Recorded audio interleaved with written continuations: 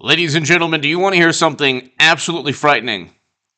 Do you want to hear something absolutely not only frightening, but bizarre, incriminating, something even I never thought was possible? Hit subscribe to this channel right now. We're almost at 192,000 subs. Tell your friends about this channel, the Stock Market Crash channel. That's going to be below in the pinned comment to my Patreons. Thank you so very much. And to support this live stream and to ensure if you enjoy my live streams, my super chat is greatly, greatly appreciated. So if you want to talk about this or other topics, the super chat is greatly appreciated. Ladies and gentlemen, I want to read you a sentence from TMZ about, now this is about the latest lawsuit where the armorer blames Alec Baldwin. She's actually suing, Halyna Gutierrez-Reed is suing the secret armorer, or the armorer, the company that supplied the prop guns and ammunition. But the most bizarre and frightening sentence is in the docs. Halyna claims Halyna Gutierrez-Reed. So in the lawsuit documents, the armorer Halyna Gutierrez-Reed claims it was not a scheduled rehearsal with Baldwin, and it was protocol for halls to inform her if Baldwin was going to be filming or practicing the firearm move. She said that didn't happen. Now, that is 100% the fault of Alec Baldwin. Don't just blame the assistant director. Don't just blame the assistant director. Don't say, oh, well, it's the assistant director's fault.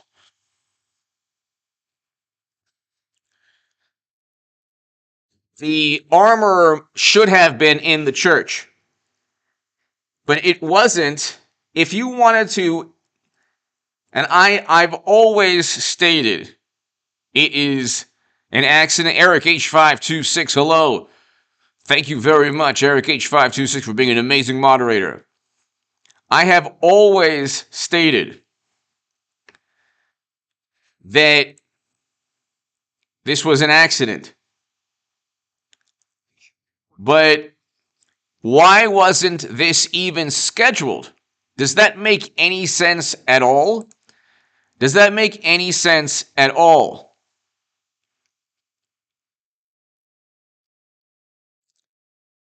Why wasn't this scheduled?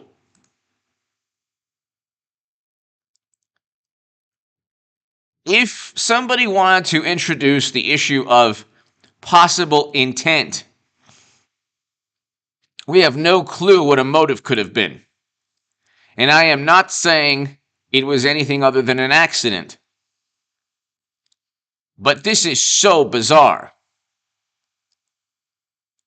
I want to read you this to give you some context. So, cinematographer would be alive if I was in that church. Did I not tell you, ladies and gentlemen, every single day, 1,000,000 times a day, the armorer was not in the church.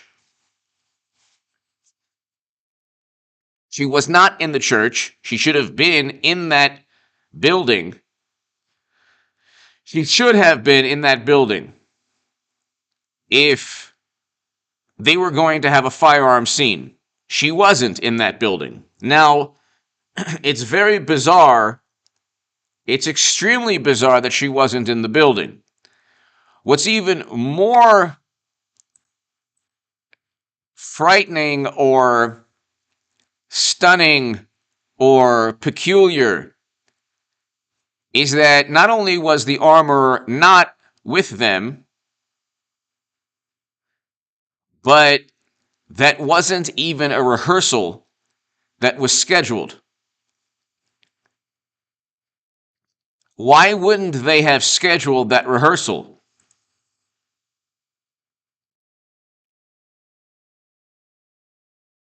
Why wouldn't why wouldn't why on earth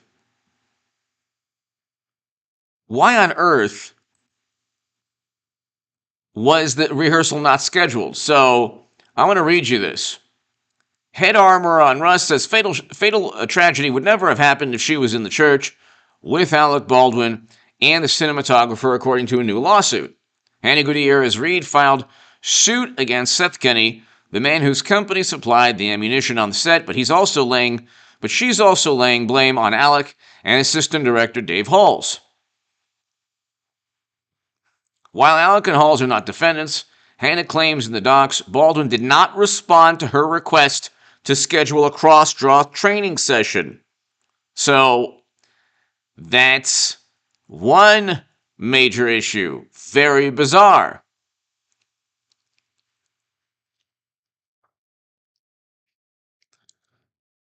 So, very, very bizarre. According to the suit filed by attorney Jason Bowles, Hannah claims she loaded the firearm used in the scene with what she believed were dummy rounds. But before we get to that, I want to read that again. Okay, Baldwin did not respond to her request to schedule a cross-draw training session. He didn't respond to a request for training. And then promptly ends someone's life with a firearm. It wasn't even scheduled. The rehearsal was not even scheduled, and he ignored a request or requests for training. Then, according to the suit filed by Jason Bowles, Hannah claims she loaded the firearm in the church scene with what she believed were dummy rounds and gave the firearm to assistant director Halls, who told her he would be sitting with the firearm during rehearsal.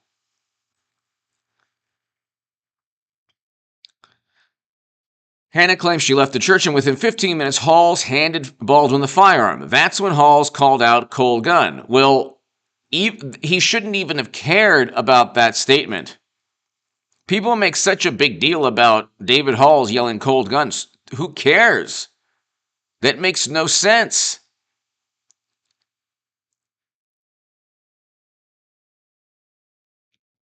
That makes no sense at all. Why is that? Why does anyone think that absolves Alec Baldwin? It doesn't. Why would anyone think the assistant director yelling "cold gun" would absolve Alec Baldwin? It certainly does not, because the assistant director is not the armorer. The armorer is in charge. The armorer is in charge of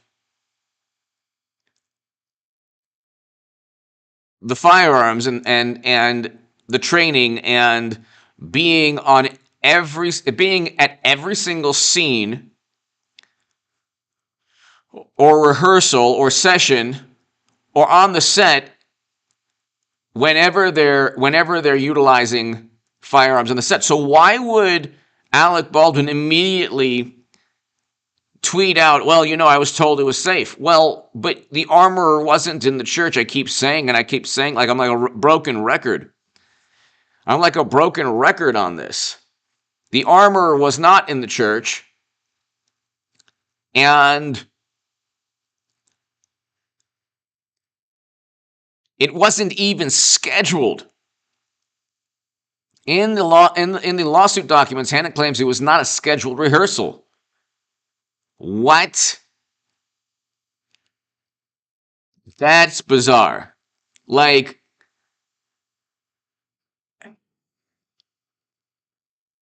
that's bizarre. If you wanted to introduce the possibility of intent, which I am not saying happened, I think it was an accident.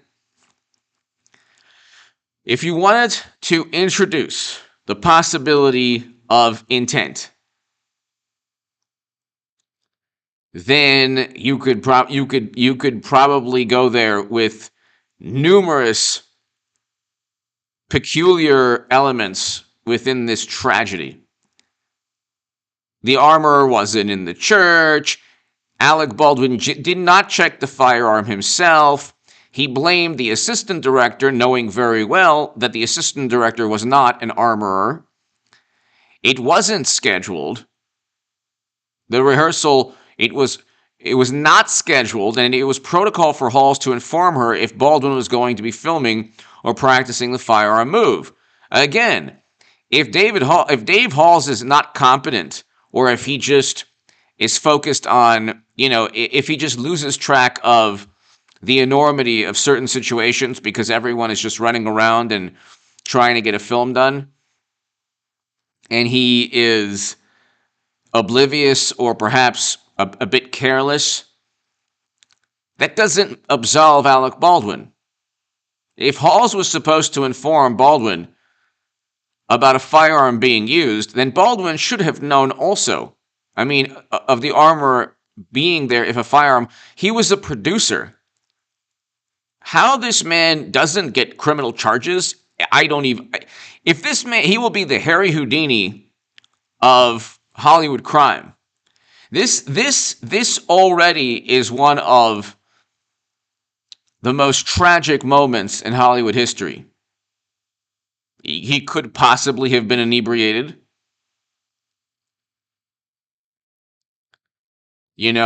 So many things. This is already in a long, in a long list of very bizarre,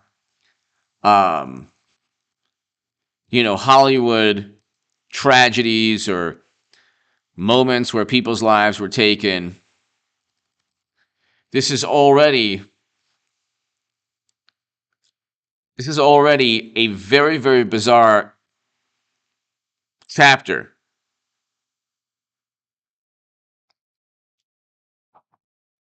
So then it goes on to talk about how instead Hannah says Alec began practicing the cross draw from his shoulder holster to get the proper angles with the cinematographer, and that's when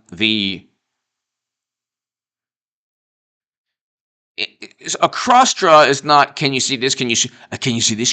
Can you see this? Oopsie. That's not a cross draw. So, again, Alec Baldwin's lying by omission. Now we kind of know why he's talking about Splenda packets. Because this is only the tip of the iceberg pertaining to all of the revelations we will find out within the next couple of weeks or months. I mean, the political side here you have a morally superior liberal Democrat telling the entire planet that half the country is immoral, and he ends someone's life. I mean, it's so, you would never, who could have imagined every Saturday Night Live, this man is impersonating Trump, and then he ends someone's life, and then he just ends someone's life. And a long list of Andrew Cuomo, Chris Cuomo, Jussie Smollett, Eric Schneiderman, Michael Avenatti. I mean, you could talk, okay, and then you want to talk about Tubining, Jeffrey Toobin, Alec Baldwin. That's 7 right there. I mean, we can go on forever. There's a whole long list. I mean, these people, and now you see, Howard Stern is the most disappointing. You talk about the definition of a has-been. It doesn't matter if you've amassed $400 million or $500 million.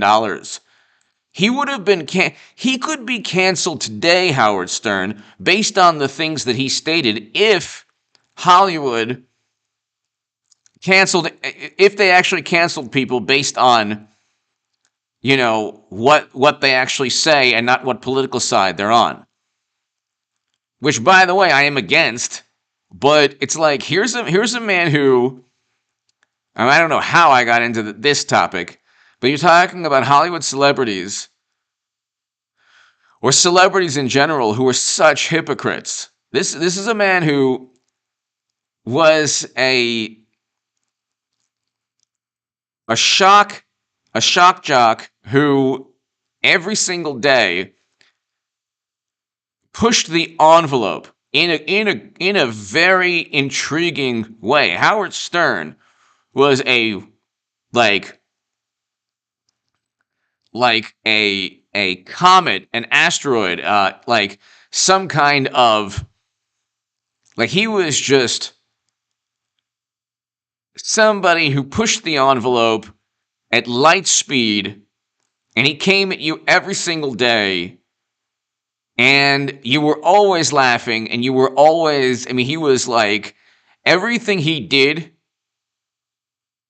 was beyond what most people would consider acceptable or civil, but it was always hilarious. And he did this for decades. And now you see who this person is, and it's just like all of these people become a mouthpiece for the establishment or for, civilized, sane, good citizens. And Alec Baldwin was one of these people. Of course, Howard Stern didn't end anyone's life. What I'm trying to say is, like, this political side where they think that they can talk down to certain people or to one political side or to half the country. And it's like, you wouldn't be able to make even $1 in this day and age. His whole shtick was being offensive, but also he wasn't just he was like Don Rickles. Howard Stern was, in a way, like Don Rickles. There's certain things that he could do nobody else could do. And now you see this fall, not necessarily fall from grace, but you see them morph into the antithesis of what they once were, simply because of politics. Politics has infiltrated the lives and the minds and the hearts and the souls of so many people. Why? Because one political side is actually losing power. Democrats are actually losing power, even though you would think they control everything from social media algorithms to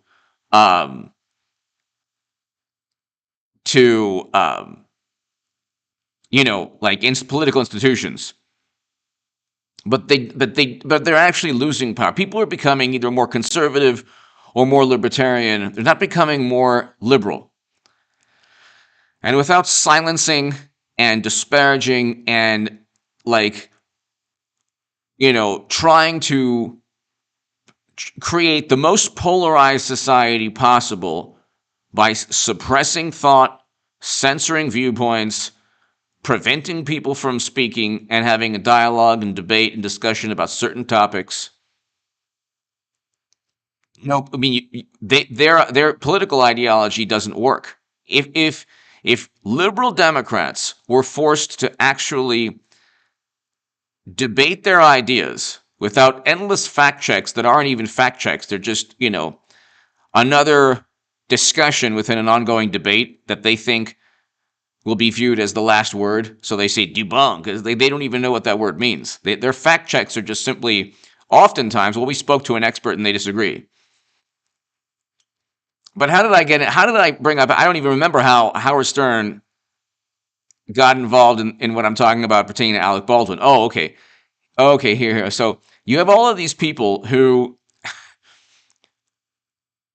in Hollywood or in entertainment, who think that because they're in entertainment, they have some kind of moral vantage point, or their vantage point is the moral vantage point. Meanwhile, they, in the case of Alec Baldwin, ended someone's life. So it's like, Yvette Moore! Yvette, how are you? Congratulations, HA. I appreciate the research and the entertainment. Thank you so very much, Yvette. Thank you so very much. Yvette, thank you. So appreciated. I appreciate you, and I thank you for your support. And thank you so very, very, very much. Thank you so very much. JG, hello. Exactly. Well, also, like, you see, like, here's Alec Baldwin is the reason why, and I just want to, like, really quickly, I'll read Rust Armor files suit blaming prop and ammo supplier for fatal tragedy, but this is the New York Post.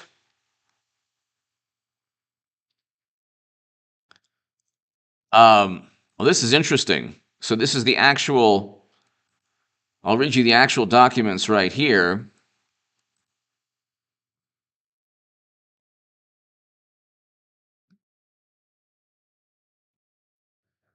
All right. Hold on one second.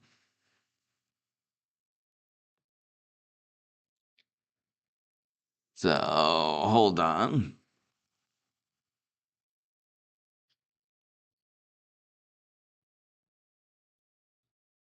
So I'm trying to read this here.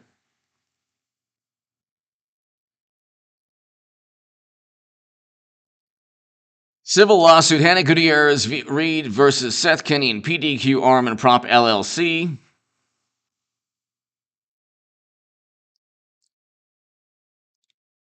And let's see where Alec Baldwin is mentioned.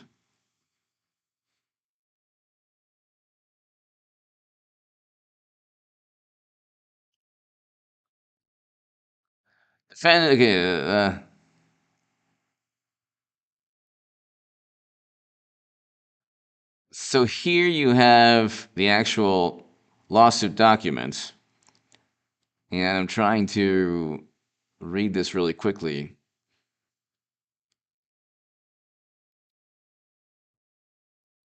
Oh, this is interesting. Hannah confronted Sarah in her accidental negligent discharge, wanted to know what had happened, and indicated they would need to tell the production about it, and that it could impact Sarah's ability to handle weapons on set. Then that led to a whole text message thing. This led to a heated text exchange between Seth Kenny and Hannah over Sarah's accidental negligent discharge and the reporting of it. Seth took Sarah's side and essentially told Hannah to back off, and that, quote, mistakes happen, and that Hannah needed to remember that Sarah was her boss and not to push it.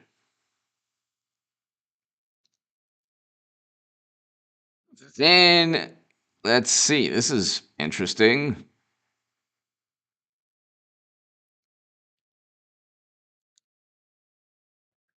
Okay. At approximately 10 a.m., Sarah and Nicole loaded Alec Baldwin's firearm and the two other firearms for use in scenes that day with dummy rounds from the full dummy round box found that morning in the prop truck. Quantum football! You should do a stream wearing a golden moo using Splenda to sweeten something you eat live. Quantum football! Yes. Quantum football. The Holy Splenda. The Holy Splenda packet. Now we know why he was so focused on Splenda. So this is from the lawsuit documents.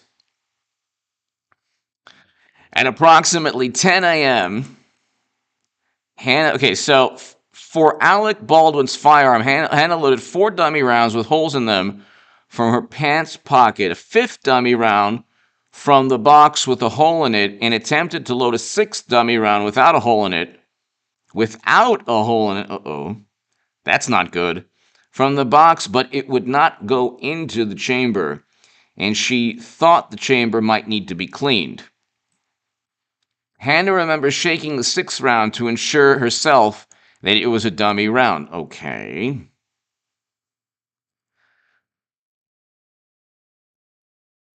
This is interesting, and I've been talking about this for a long time. So that could absolve Alec Baldwin. This entire thing could have been that 6th round that had some kind of peculiar issue to it. Although there are so many other issues that Alec Baldwin is a part of, so many other incriminating issues here. So That, to be fair, could absolve Alec Baldwin, but at the same time, Hannah handed the firearm to Alec Baldwin just after 10 a.m., and he had continuous possession of the firearm. Wow. What? What? Hannah handed the firearm to Alec Baldwin just after 10 a.m., and he had continuous possession of the firearm with the 5 dummies rounds loaded into it until the set broke for lunch. What? Baldwin was involved in various scenes. What? What have I been doing the past 1 month on this channel? I didn't even know this. Are you serious? I knew the armor had everything. Are you serious? Are you serious? What? He had that firearm and used it in numerous scenes, but he didn't know that he never pulled the hammer back and fired the weapon in those scenes. Of course he did.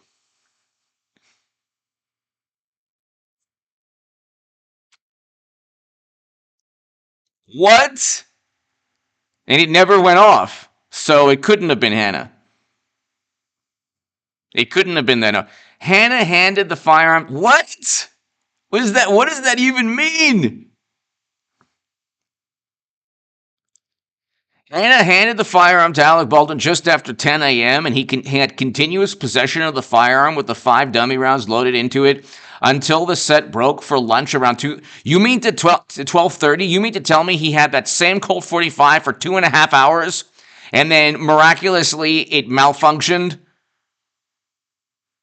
in a scene that wasn't even scheduled? Are you serious?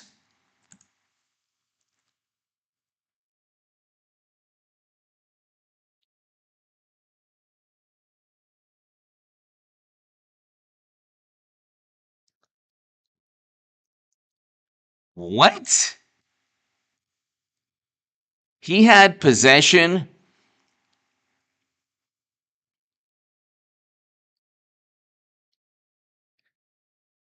He had possession of that firearm for 2.5 hours.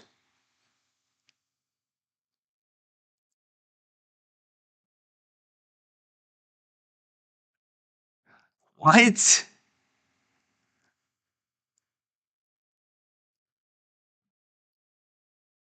I did tell you that. That's true. I told you that I told you in the morning he had possession of it, but I didn't know for 2.5 hours. I appreciate you. I appreciate people remembering what I said. Hannah asked Baldwin approximately every 30 minutes when a scene cut if Baldwin wanted to give her the firearm back. What? What? Are you talking about? Are you serious?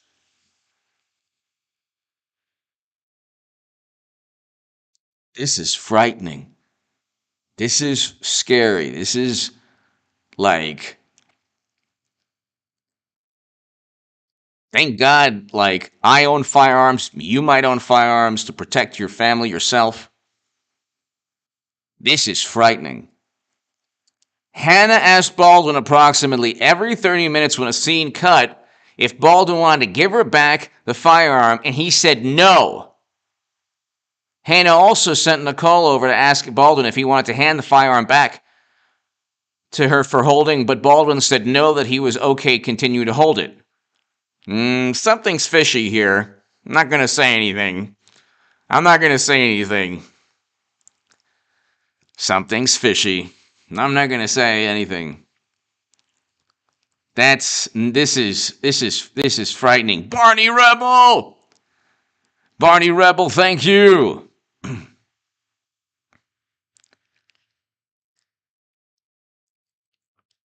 Barney Rebel, thank you so very, very much. Oh my God. Oh my God.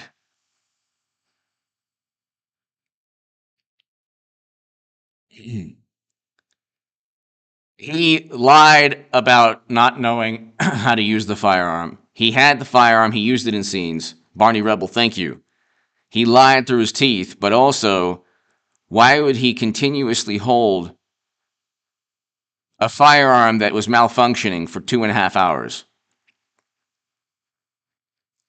He lied about the pulling the hammer back and not knowing what was going on. Well, obviously, we knew that. But as I report this, you have to enter his Alice in Wonderland mind. So it's like, well, you're already there. So now what? Hannah asked Baldwin approximately every 30 minutes when a scene cut if Baldwin wanted to give her the firearm back, and he said no. Hannah also sent Nicole over to ask Baldwin if he wanted to hand the firearm back to her for holding, but Baldwin said no. It was okay. He was okay continuing holding it. When the set broke for lunch at 12:30, Baldwin gave his firearm to Hannah. So he had already used it. He had already fired it for numerous scenes. That's why he was holding it for 2.5 hours, not because he was pretending to be, John Wayne. It's not like he was like this kid in the 50s dressed like, the rifleman or John Wayne or whatever. He was using the firearm in different scenes. It even said Baldwin was involved in various scenes.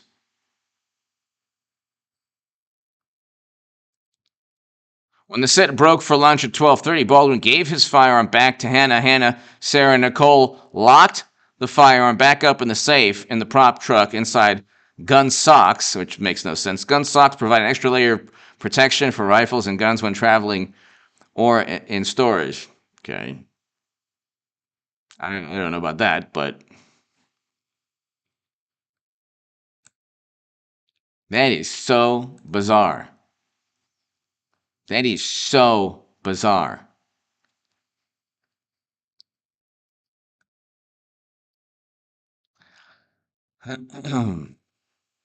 This, by the way, is in the New York Post article by journalist Marjorie Hernandez. Rust Armor files suit blaming prop and ammo supplier for fatal shooting, January 12, 2022. And you don't even have to really download it. It's right there. You can just look at. You can just click on it, and then it'll go to the document. Oh my God.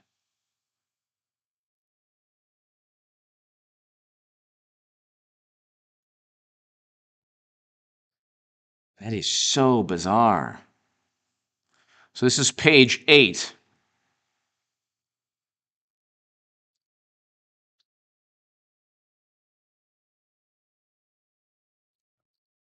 When the set broke for lunch, no, it was left unattended for 10 minutes right before the fatal tragedy, because when they came back for lunch, they put it back on. They put it on a cart. Oh my God, this is so bizarre.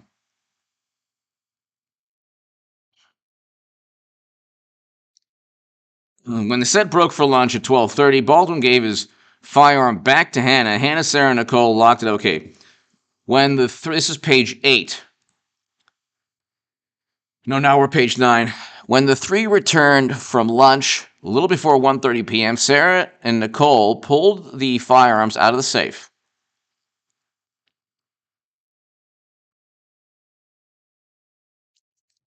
Then had to step away for a brief period and asked Sarah and Nicole to watch the firearms. When she came back, she noticed that the two had wandered some feet away and the firearms were unattended for perhaps 5 minutes. It's not good.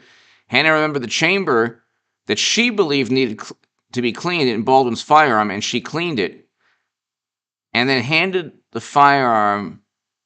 And then Hannah pulled another round from the dummy box, shook it, and placed it in the chamber. Okay.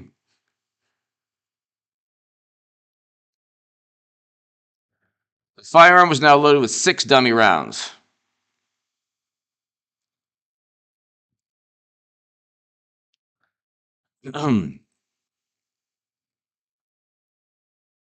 Production was behind several hours because the camera crew had quit the night before.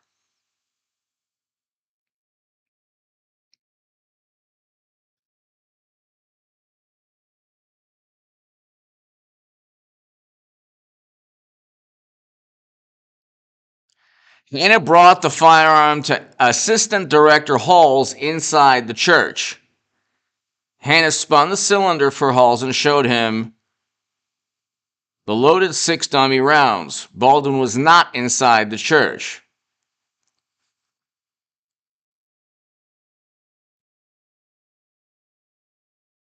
Okay.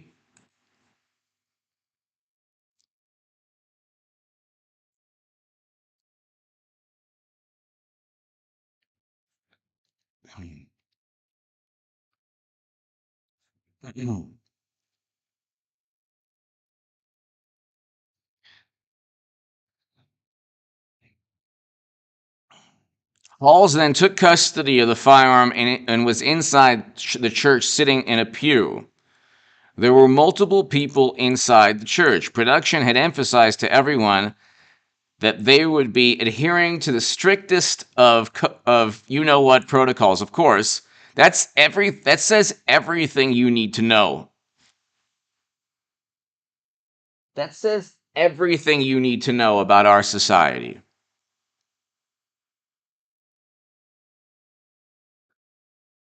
They cared more about you-know-what protocols than firearm safety. That says everything you need to know.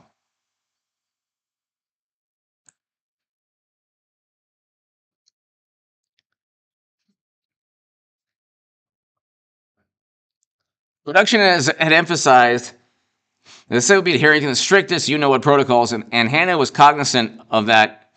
The inside of the church was not a large space for a number of people.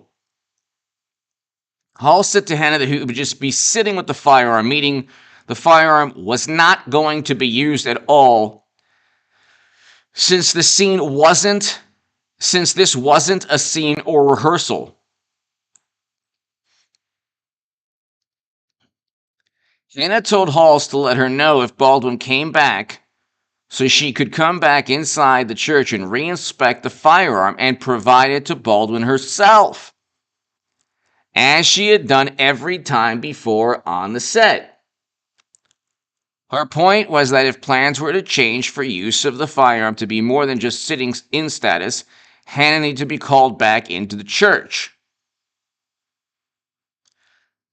On this set, Hannah had split role of both armor and key assistant props. She had to fulfill both roles, frequently going back and forth between two sets of responsibilities.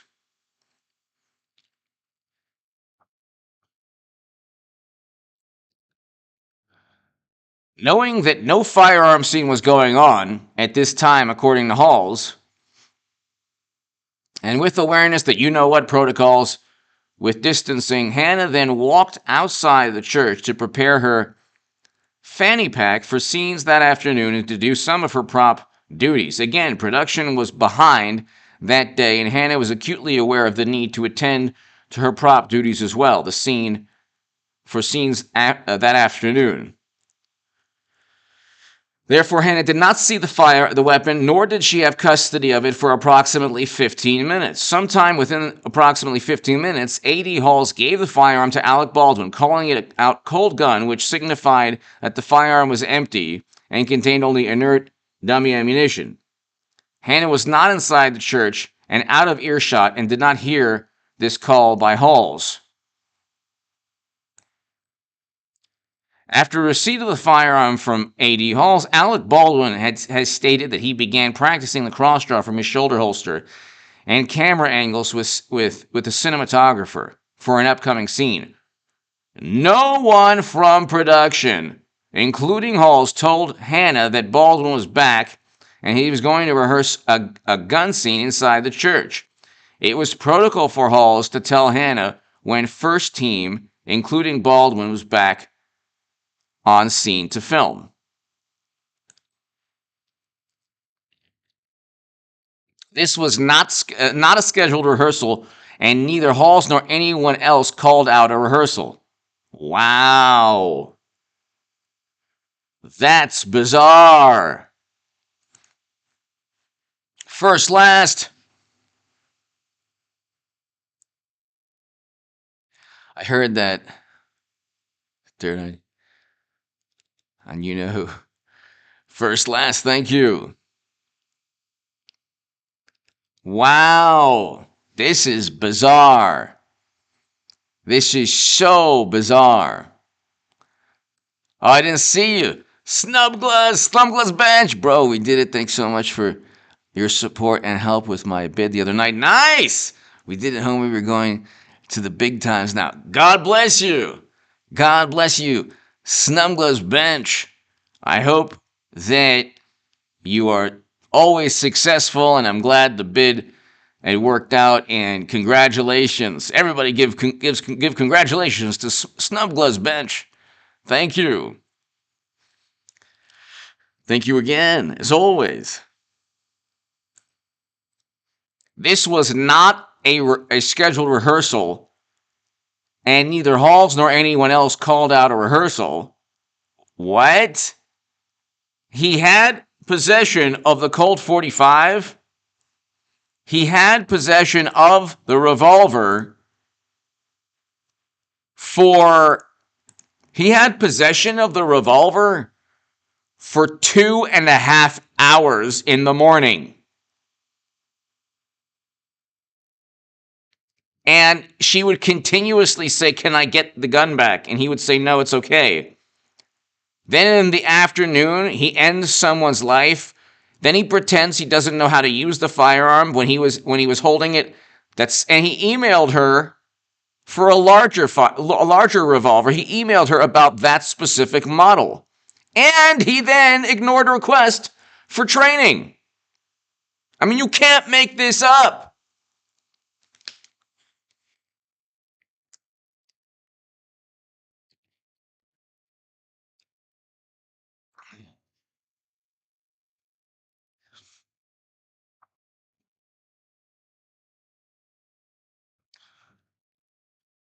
Inside the church, Alec Baldwin cross-drew the firearm. He stated that the cinematographer directed him to point the firearm at an angle that was pointed towards. I don't believe that's entirely accurate. I think that he's lying by omission there.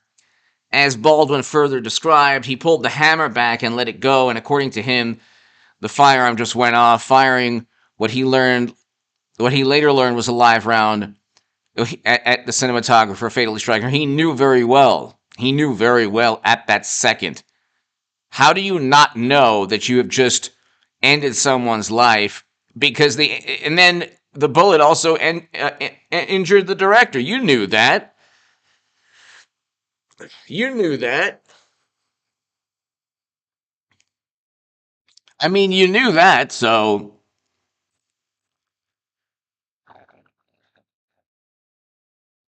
So bizarre.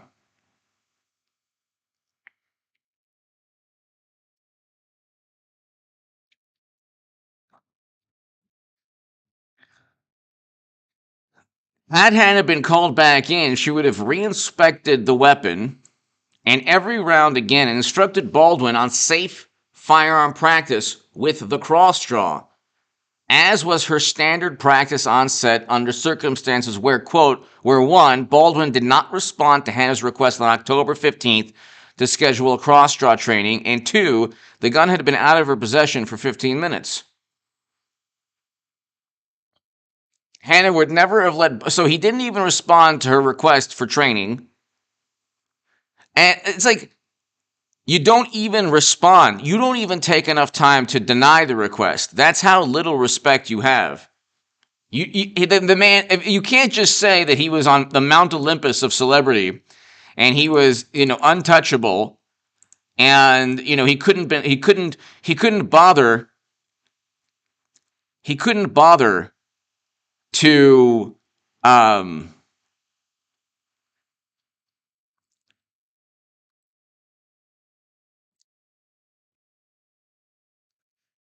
he simply couldn't bother to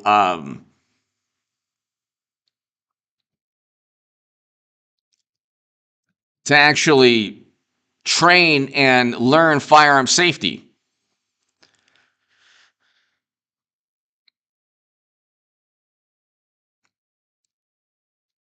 And it would never have let Baldwin point the weapon at the cinematographer as part of standard safe firearm practice. Apparently, no one inside the church stopped Baldwin from doing so, including A.D. Halls.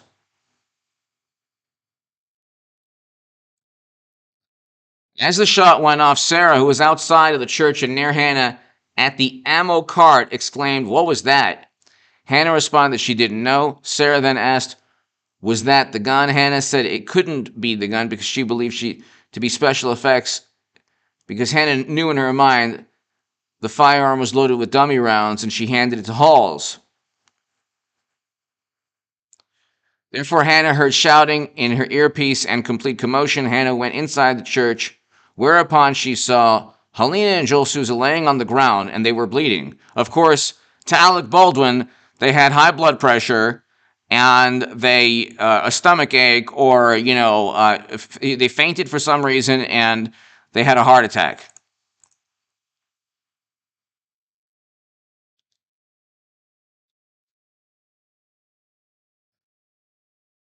So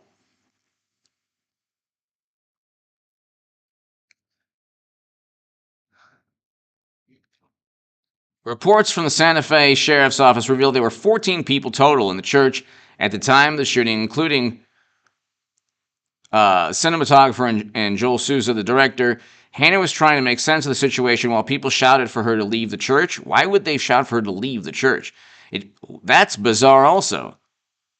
That's also bizarre. It became apparent that a tragedy had occurred and that it involved Alec Baldwin's weapon. Why would they want the armorer to leave the church? Could it be to maybe obstruct justice? I mean, it's unbelievable. Hannah ran outside the church and yelled back to Halls that she needed to take custody of the weapon and inspect it. Halls brought her the weapon, and Hannah inspected it, finding the spent casing. At that point, Hannah was trying to figure out if this had been a dummy round with a hot primer or possibly a live round inside the weapon. At around 1:49 p.m., a call was made to 911. Law enforcement was dispatched on the scene 1:52 p.m.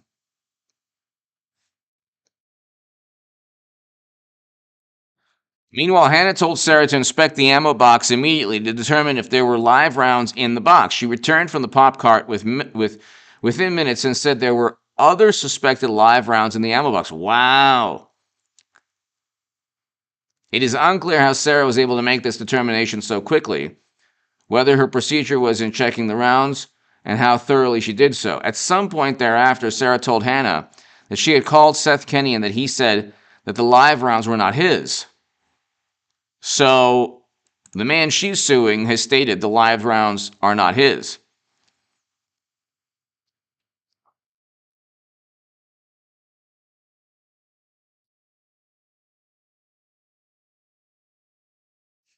Okay.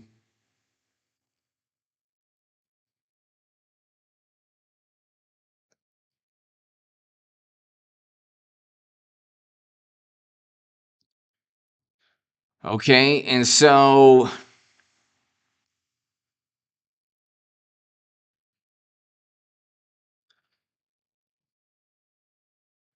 Hannah was upset, and art manager Brian led her around another building out of view of the cart to console her. When Hannah emerged to speak to authorities who had just arrived, she saw that the cart had been removed about 40 feet. What? To the other side of the church. It was unclear who moved the cart and for what reason. What?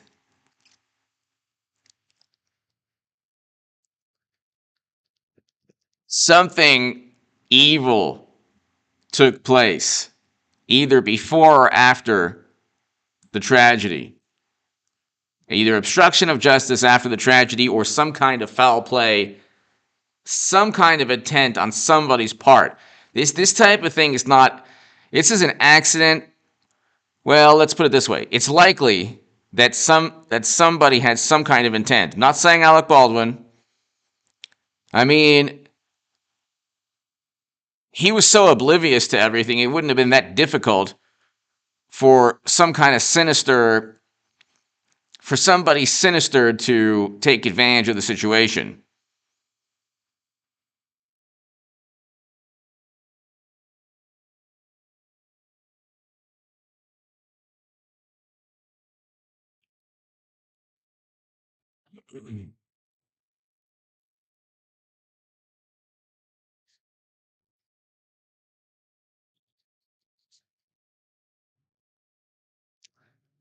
All right, so Hannah wasn't sure if someone had taken some of the items from the cart to the prop truck to the prop truck after the shooting. And then it goes on to talk about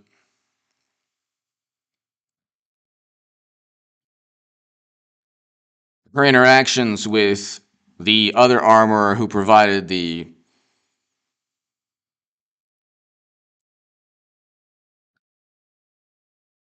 ammo and the prop guns.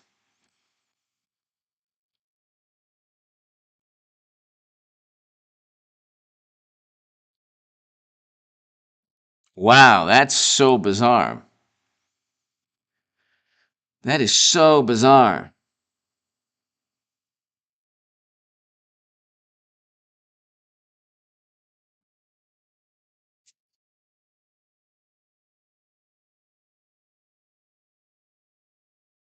Then it's the defendant, the secret armor person, has denied ever being on the set of Rust, but somehow had the code to the prop truck safe that Hannah had purchased for production. Hannah never gave him the code. He was on the set supposedly for the first time ever, and the warrant was served on the prop truck 6 days after the shooting.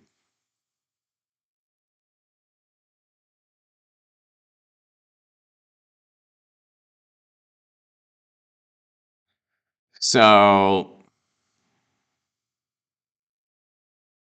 and then it lists the statutes that he allegedly broke.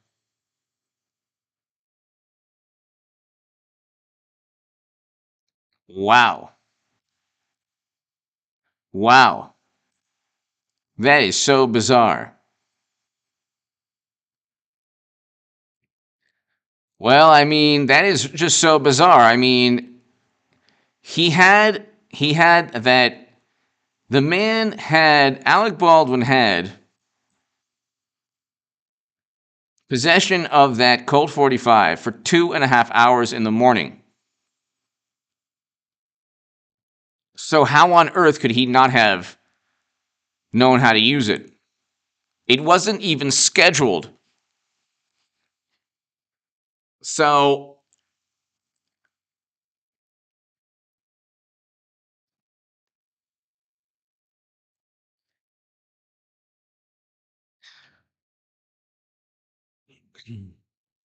I mean, it's so bizarre. Like, it's so bizarre.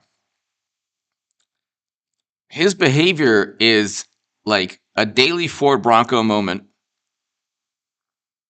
I mean, his publicist is OJ now. Everything he does, Alec Baldwin, is this Alice in Wonderland nightmarish response to what initially could be viewed as a tragic accident, and is now, this is someplace in between a tragic accident and some kind of intentional, sinister, nefarious circumstance. So,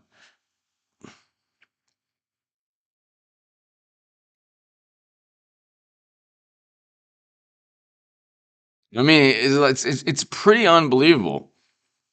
It is pretty unbelievable.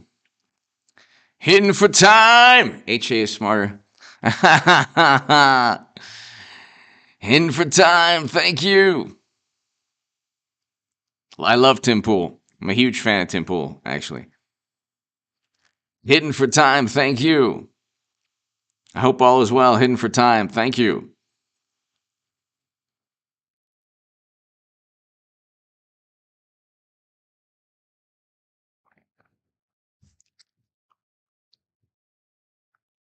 I have no clue how he had possession of that Colt 45 for 2.5 hours in the morning. How did he not know how to use it? Or how did I mean, if he's in different scenes for 2.5 hours, Did he fire the weapon during that time? Did he ever fire that specific revolver? Yes. I think it's safe to say whether it was within that morning or sometime during the filming that he had fired that specific revolver. I think that it is almost certain that he knew it functioned normally. He added that the man has no shame. There's no shame in his game.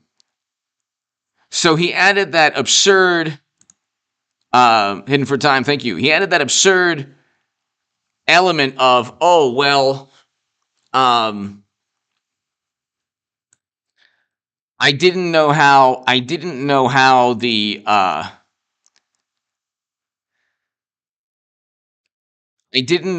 the revolver worked. All I did was pull back the hammer. And because I pulled back the hammer, it went off. It's like, no, a whole bunch of things took place. Oh, that's so bizarre. That is so bizarre. It wasn't, these are the bizarre elements of this. It wasn't scheduled. So why wasn't it scheduled? Nobody knows. Absolutely nobody knows why this wasn't scheduled. It's so incredibly bizarre. How on earth do you have a rehearsal where someone loses her life, but yet somehow it's not scheduled? Somehow it's just not scheduled. Does that make any sense at all? It's so weird.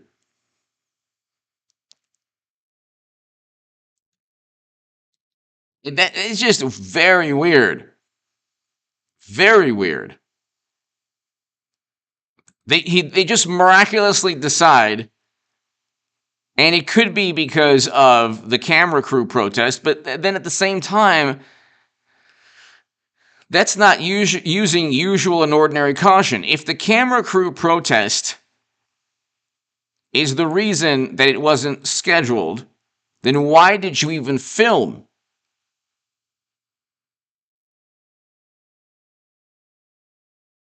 He asked for it. Exactly.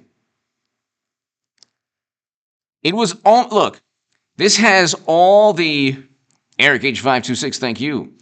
This has all the hallmarks of some kind of bizarre setup.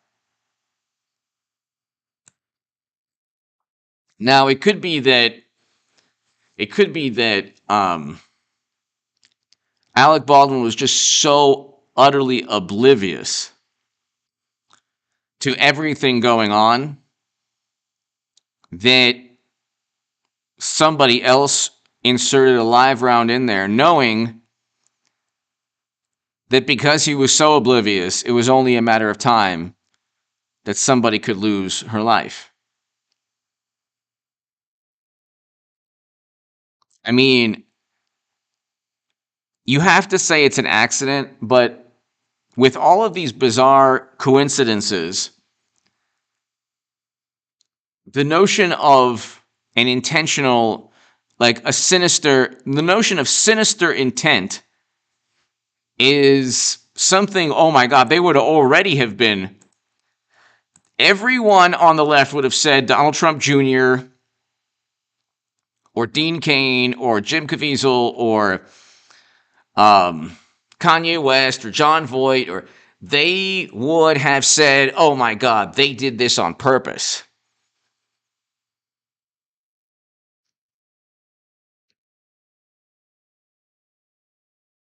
And so,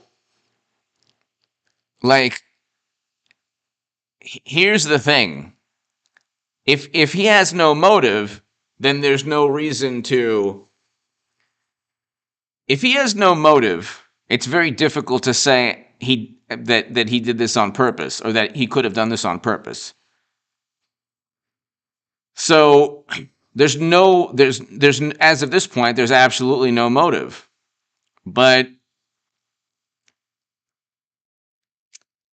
I don't know. It's just so bizarre.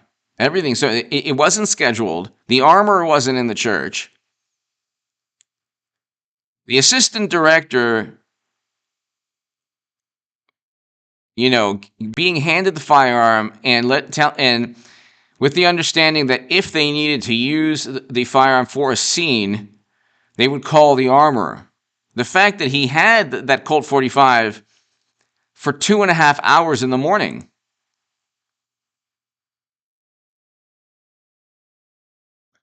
I mean, he had that firearm for 2.5 hours in the morning. And he pulled the trigger of the firearm. I agree.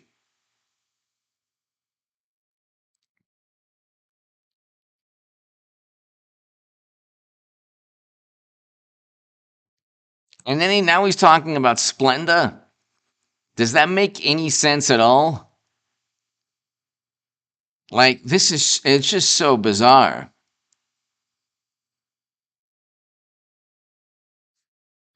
It's so bizarre.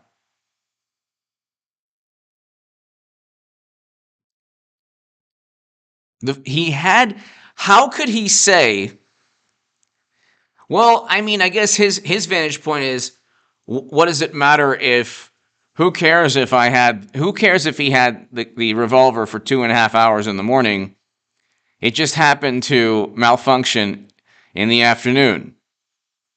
Yeah, but the premise, or the theme of what he's trying to convey is, oh, well, I had no clue that it would fire simply by pulling back the hammer. Well, maybe if you had responded to the training session that the armorer requested, you would have known whether or not that gun was modified or not.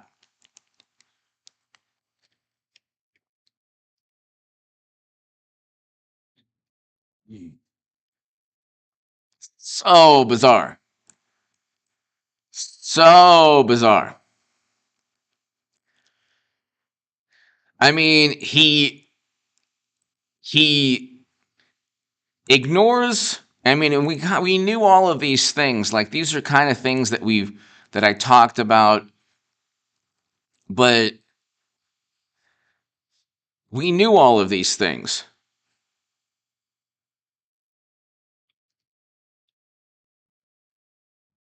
We knew all of these things.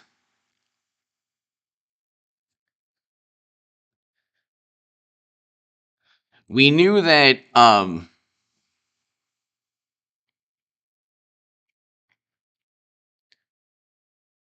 we knew that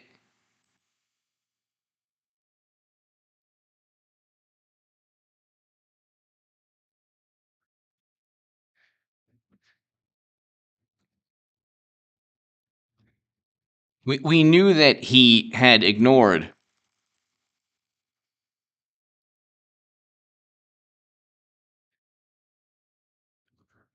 We knew that he had ignored any attempt.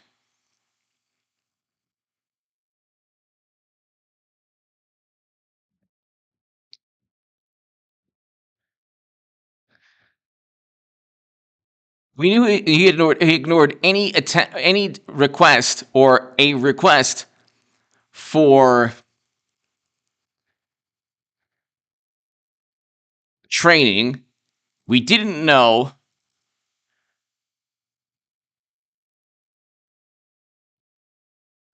that he had 2.5 hours possession in the morning before.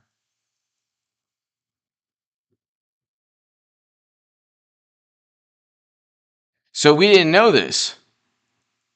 It's so bizarre. It is so bizarre that we didn't know this.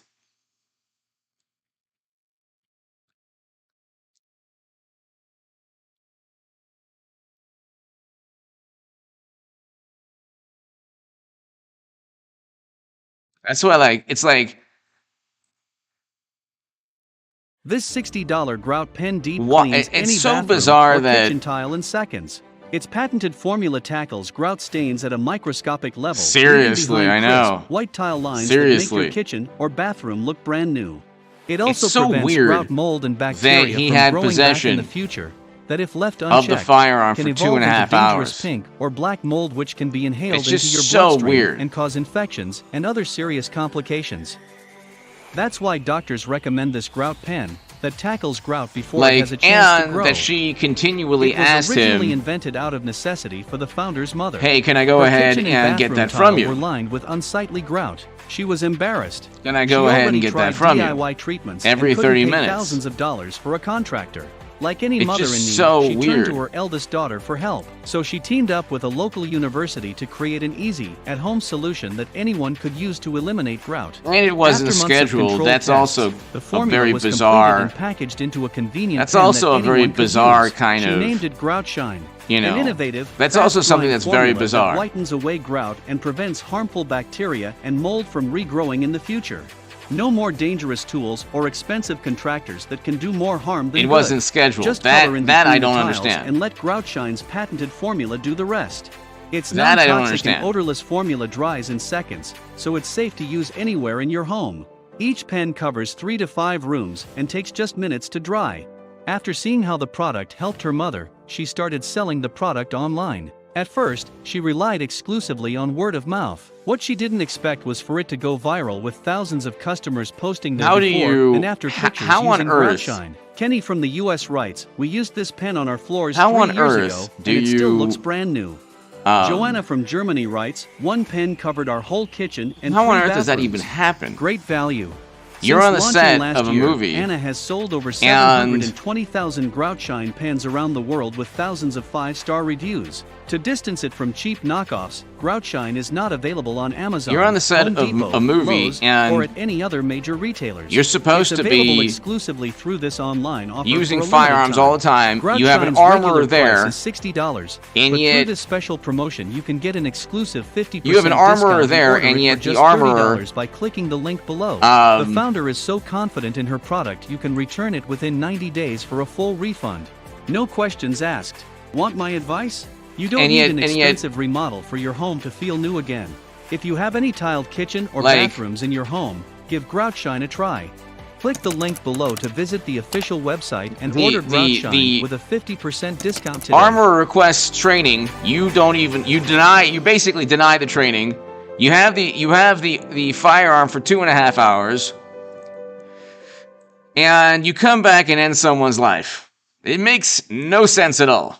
Why doesn't every It just home in makes the US no have sense solar at all. panels? The number one reason is not about sunlight or weather or even politics. It's actually just because most people don't know that solar is available at no cost. has advanced People just ceramic assume blades they with have to pay skin-safe thousands of technology dollars to that's buy the helped reduce panels nicks and thousands more to get technicians to install them. But the truth is that you can now get paid $2,500 to get the newest generation of solar panels and a Tesla Powerwall, and you don't pay for any of the equipment or any of the installation. And once you have it, you have complete freedom. The Lawnmower 4.0 has a powerful 7,000 RPM motor. It's got all new wireless charging systems. You can see there's no port on here. You just drop it into the base. Same light that we know and love. Gotta get underneath them crevices. Ladies and gentlemen, thank you. I'm out. Thank you so much. Can give you up to 90 minutes.